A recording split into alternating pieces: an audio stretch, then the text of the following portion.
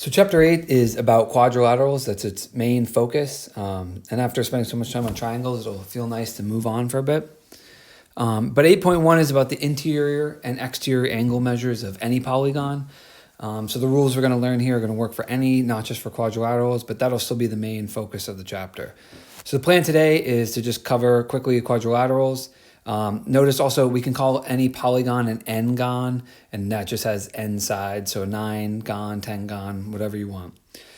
Concave polygons have indentations or little caves, and you can see right here the little cave here, so that's concave. All of the other ones there are convex because they don't have that indentation. The sum of the interior angles of a polygon depends on the number of sides. We'll cover that. And the sum of the exterior angles is always 360, and we'll cover that as well. So first, the interior angles. So an interior angle polygon is an angle inside the polygon at a vertex of the polygon. You can see here there's angle A, angle B, C, D, and E. Those are all the interior angles. And again, poly just means many. Polygon means many angles. So the sum of the interior angles. So we're going to see there's an easy rule to follow, but let's just see how we get that, right? So let's look at the triangle first. So the triangle has 3 sides, and you can see there's one triangle. So right now, that's pretty obvious, right? So the sum of the interior angle measures, we already know that's 180. We've spent a lot of time covering that. So we know there's 180 degrees worth of the interior angles, meaning if I added that up, and that up, right? And I don't know if these are the same, so I'll mark them differently. I'd get 180 degrees. So now let's look at the quadrilateral, but let's keep the idea of triangles in mind. And this is what I'm going to do. I'm going to draw a diagonal, and you can see here, it's just a segment joining any non-consecutive vertices. And I'll just draw one from here to here. And notice I've just created 2 triangles, right? I have triangle number 1 over here, and I have triangle number 2 over there. So 4 sides, I was able to draw 2 triangles. And notice if I just look at triangle 1, I know its interior angle measures have to be 180.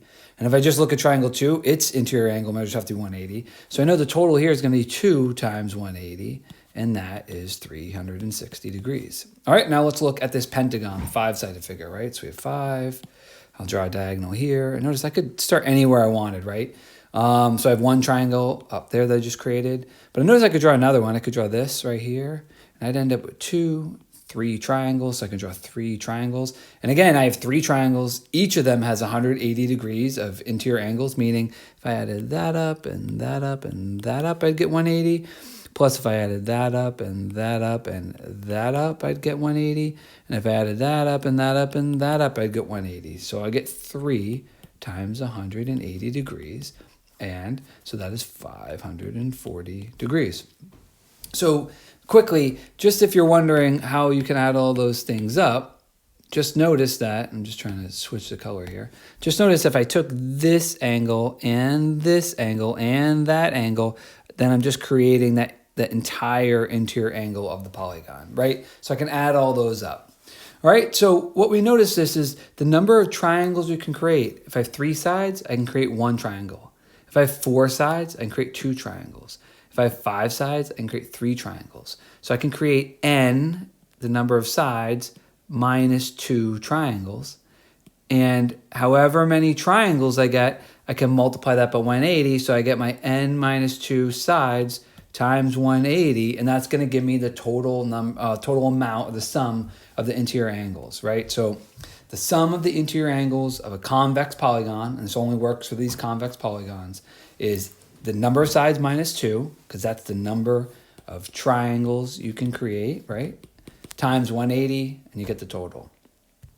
All right, so the sum of the measures of the interior angles of a convex polygon is 900 degrees. Classify the polygon by the number of sides. Well, we know that if I take the number of sides minus 2, that's the number of triangles I could create, and I multiply by 180, that I'll get the total sum of the interior angles, and they're telling me that that is 900.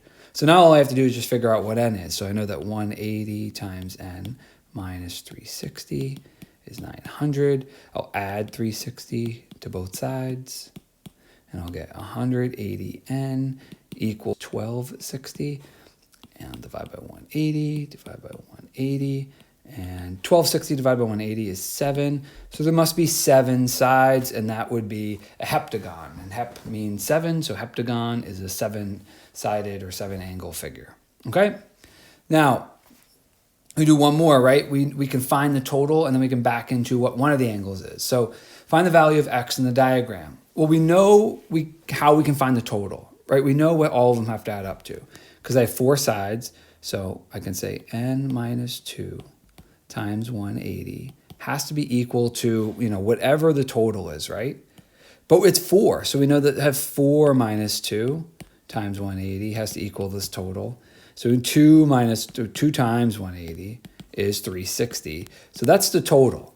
So I know that if I add up the 80 plus the 75 plus the 105 plus x, it has to be 360, and that's exactly what I'm going to do. So 80 plus 75 plus 105 plus x is 360, and 80 and 75 is 155 plus 105 is 260 plus x equals 360. So x, if I subtract that 260 from both sides, I get 100 degrees. So x must be 100 degrees. Okay, so we only have one rule, and that is that the interior angles, the sum, is going to be n minus 2, meaning the number of sides minus 2, because that's how many triangles we could create if we cut it up, times 180, because each triangle has 180 total degrees of interior angles. And that's it. We only have one rule, but we've applied it 3 different ways already. So just keep in mind the one rule, apply it, and just figure out whatever that particular question is asking. All right, the sum of the exterior angles. This is different. It doesn't matter how many sides there are. That's what we mentioned in the first slide. We said it's always going to be 360, but just let's do a little animation here to see why. Let's look at the first triangle, right? So an exterior angle, remember, is if I extend any side, right, it's going to be that angle from that extension to the adjacent side, right?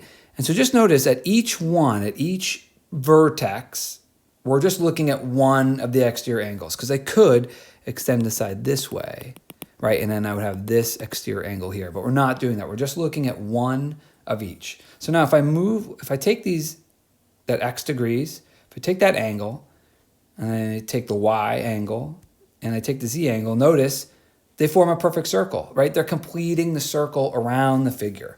And that was with the triangle. Now let's see if it works with the quadrilateral. So I'll take angle A, I'll take angle B, I'll take angle C and D, and still I get a perfect triangle. I mean a perfect circle. So I get 360 degrees, right? No matter what. And you'd see this if you wanted to try it with 100 sides. It doesn't matter. It's always the exterior angles, if you add them up, put them together, you're always gonna get one circle or 360 degrees, okay? The sum of the exterior angles of a polygon does not depend on the number of sides. It's always 360 degrees. And so we can apply that, right? What is the value of x in the diagram? Well, I know if I add up all of the angles that I have to get 360. So I know that 89 plus 67 plus 2x plus x has to be 360. So 89 plus 67 is 156. So 156 plus 3x equals 360. 360 minus 156 is just 204. And so x is going to be 68. So x is 68, and that's B. All right, last thing, interior and exterior angles of regular polygons. And we did this a while back. So just quick review, regular just means same or equal side lengths and same or equal angle measures. So they're all the same. And you can see this in the little diagram. The little tick marks are telling you that all 5 side lengths are the same. And the little angle marks are showing you that all 5 angles are the same. So it's equiangular, equilateral, and it's 5, so it's a pentagon. All right, so find the measure of an interior angle and an exterior angle. Well, let's do interior first. So again, interior angles, we know the sum, right? We know the sum will be n minus 2 times 180. But we know the sides is 5, it's a pentagon. So we have 5 minus 2, I'll just say, so it's 3 times 180, and that is 540. So we know that all of them together will equal 540 degrees.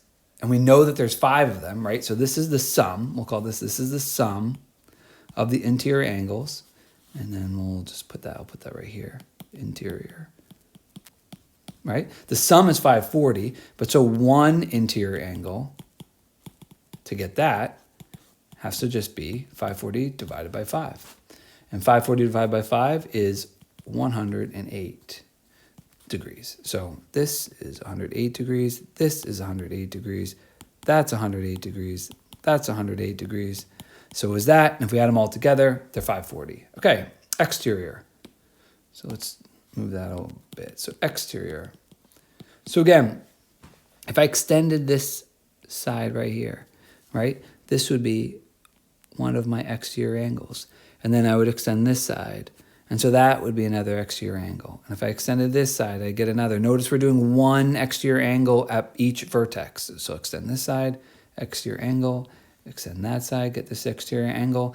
And keep in mind, if I add up all of these, you can see they're kind of working their way around the circle. If I add up all of them, I'm going to get a complete circle. So this one's easier. There's no formula I need to remember. I just know that the sum of the exterior angles is 360. And so one exterior angle just has to be 1/5 of that because there's 5 vertices. There's 5 exterior angles. So one exterior angle is going to be 360 divided by 5. And that is 72 degrees. So that right there is 72 degrees.